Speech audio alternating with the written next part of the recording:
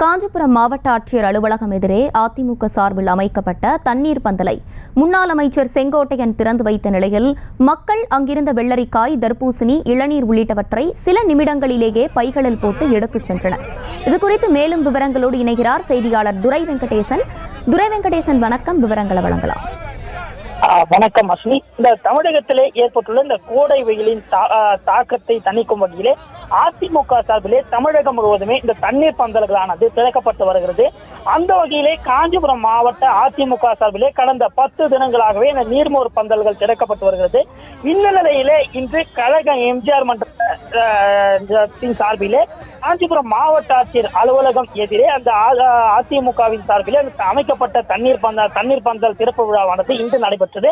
இதிலே முன்னாள் அமைச்சராக இருந்த செங்கோட்டையன் அவர்கள் அந்த திறப்பு விழாவிலே கலந்து கொண்டு இந்த தண்ணீர் பந்தலை திறந்து வைத்திருந்தார். அப்போது அங்கு இந்த தண்ணீர் பந்தல் திறப்பு விழாவை ஒட்டி அங்கு வெள்ளரிக்காய், தர்பூசணி, கீரைக்காய், பப்பாளி பழம், ஆரஞ்சு,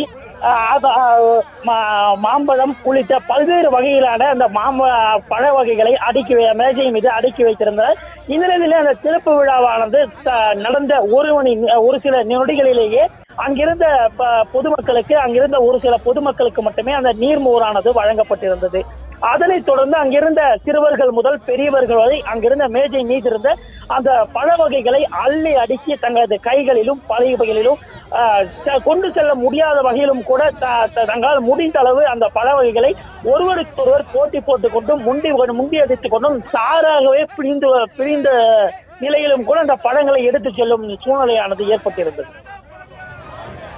விவரங்களை வழங்கியமைக்கு நன்றி துரை வெங்கடேசன். செய்திகளை உடனுக்குடனும் துல்லியமாகவும் தெரிந்து கொள்ள சப்ஸ்கிரைப் பண்ணுங்க.